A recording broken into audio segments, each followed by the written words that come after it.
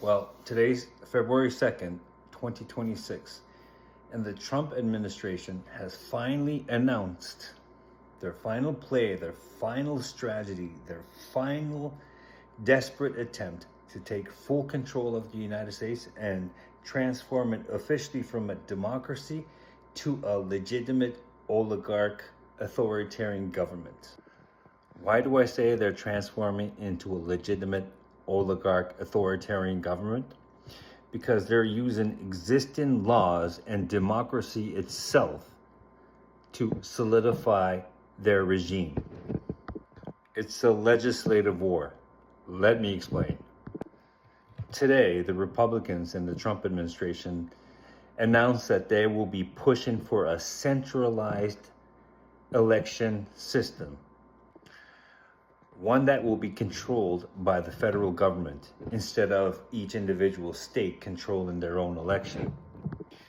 Before I explain why they announced this now, well, obviously because of the midterms, but before I explain to you that, I have to explain to you how we got here.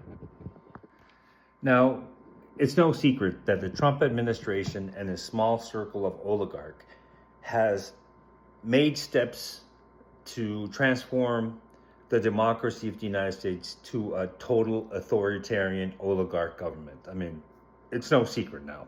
I mean, it's been known since last November when diplomats left Washington and went back to their respective countries on the gravity of the situation. Now, since Trump's been elected, he's made all the right moves to take total control of the government. He's purged all institutional, constitutional public employees, and he has replaced them with loyalists. He's purged the media, he's purged the courts, the military, FBI, CIA, Homeland, social assistance. The only two things that he does not have, and he is about to get, is the Federal Reserve and elections. Now, there are several other easier ways to get an authoritarian government, such as calling in martial law. And Trump has attempted to do that in Los Angeles. He's attempted to do that in Minnesota. He's attempted to do that in Washington and several other states by pushing the buttons of the American people, trying to encourage them to rise up in violence. But that has failed. Governors from each of these states has done a really good job in maintaining control and order and keeping its citizens peaceful. Because an uprising is exactly what Trump wants. If he has an uprising, he can take over the country militarily. But that hasn't happened because the American people are much smarter than that and know what he's up to. So after failing at that, he moved on to attaining voter data in particular states. Minnesota is the perfect example of this. This is why ICE is abusing its citizens the way they are, and creating chaos and unaliving people. It was revealed that Kristi Noem called Tim Walz and told him, "You want ICE to withdraw? No problem. Give me your voter data. It'll be all over. I'll withdraw ICE. You give me that voter data, this is all over." I'll tell you why that's so important. You see, in several swing states, if you can look back at the election that just went by between Kamala Harris and Trump, Kamala Harris was set to win these swing states. She was polling, in advanced polling, she was polling much higher than Trump. She was out fundraising Trump in these particular states. And in fact, she was drawing more crowds than Donald Trump when she was campaigning at those states. So what happened? How did Trump get those states when the momentum clearly was in favor of Kamala Harris? Voter data, legislative war, using existing laws existing democratic laws and you pervert them and you take advantage of them. You see, any American citizen can legally challenge another citizen's vote. So, and it's written in the Georgia election code. So prior to the general election, Elon Musk and a whole bunch of other teams went into these strategic states to set up so-called watchdogs to prevent the steal from happening again. Because you remember, Donald Trump was encouraging that conspiracy theory that the election was stolen. But these weren't watchdogs to prevent the steal from actually occurring. These were organizations mobilizing and preparing, and they had voter data in those states. So when election day came, these people were already pre-planned, went to the electoral office, and they challenged individual citizens' votes. The people that they challenged were Democratic voters, people of color or ethnic minorities, people that were most likely to vote Democrat. And so when they made that challenge, that vote will have to be investigated and taken out and rejected. So basically, all of these people canceled out the Democratic vote of all ethnic minorities and Democrats within that state. And it's a perfectly legal thing to do in Georgia. Like I said, it's written right in the Georgian code. So this large-scale organization and mobilization stole the election in Georgia for Trump. You see, when Trump says something and he accuses somebody else of doing something, of stealing the election, he's usually the culprit of stealing the election, like he did in Georgia.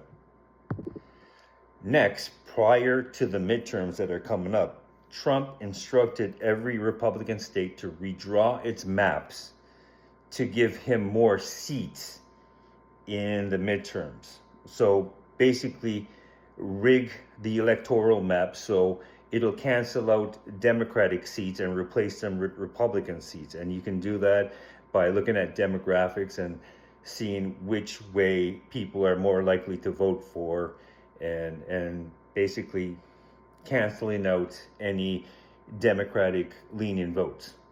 It's pretty easy to do.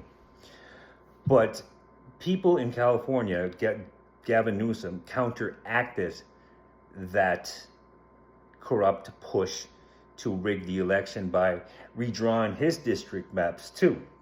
So what ended up happening is the Democrats actually ended up with more seats going into the midterms than the Republicans, and it was the Republicans' idea to rig the election, but the Democrats counteracted that and actually gained more seats. Now, he's tried all that, so none of that worked. So let's go back to the centralization election process. Now, for those of you that don't understand, I'll try to explain it. Initially, people might think it's anti-democratic, that it's centralizing power to the federal government, that it's what dictators do.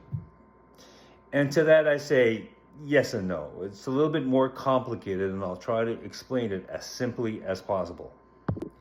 Actually, a lot of successful democracies use a centralized election system. Canada, a place where we live in, uses a centralized electoral system to safeguard its election, federal election. What other countries use it? The UK, Australia, some other, New Zealand, other countries do it basically is what I'm trying. Other democratic countries do it, and it works really well in principle. You see, in the United States, they have a decentralized electoral system, which allows certain states to rig their elections so it favors one side. And this is what Republicans have done for decades, like 10, 20, 30 years. And so this is why you have solid red states and you have solid blue states. It's a flawed system. With a decentralized electoral system, no state is ever going to flip to another color. Yeah, you have some states that are purple that can flip back and forth, but a large majority of them are so rigged because of this decentralized system that it's impossible for them to move from one direction to the other. So the Republicans are going to come up with arguments such as this is promoting democracy. They're going to use legislative war. In principle, they're going to say, if we use a centralized system, it'll be fair for everybody. States won't be able to gerrymander their elections to favor one side. All in all, it is a successful model for democratic countries. Canada uses it. They have Elections Canada. This country uses it. This country uses it. So they're going to try to spin the people going against this process as anti-democratic. So you might ask yourself, so how is this Trump's final play?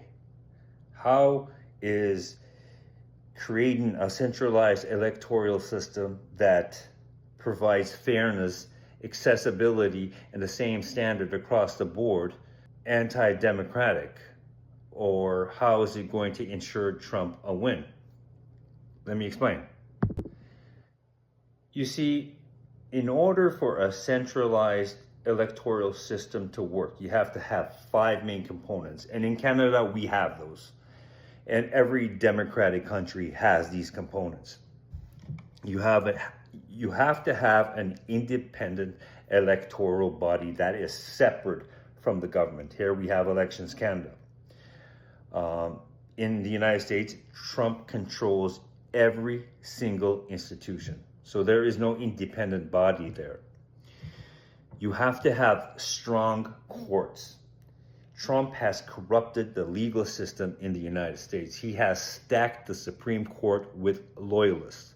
So there's no courts.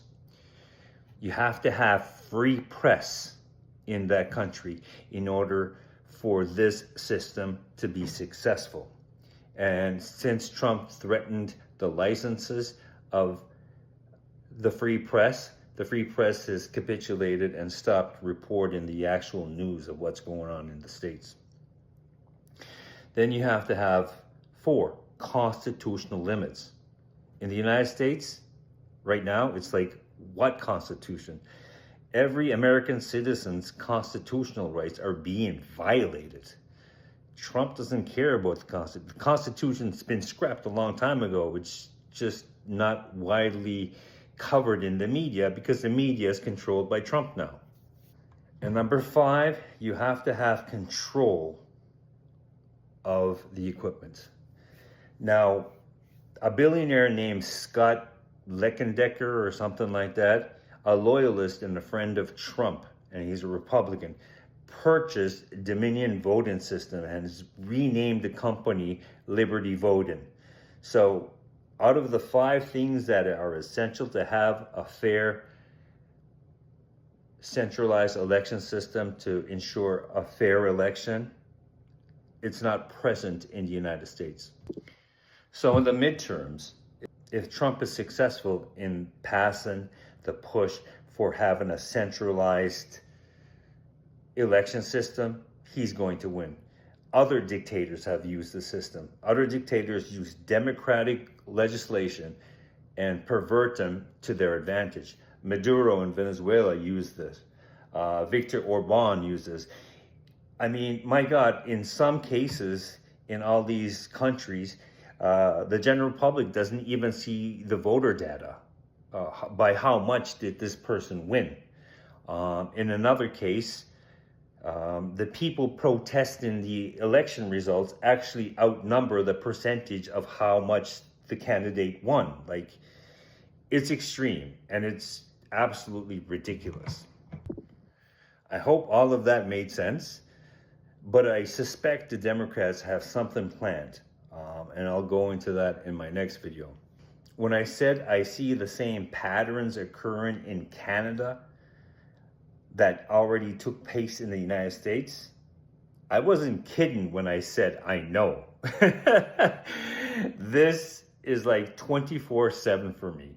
geopolitics, elections, markets, oversight committee hearings, podcasts, speeches from leaders all over the world. Like this is just like a passion, a freak hobby for me. Anyways, you stay deadly.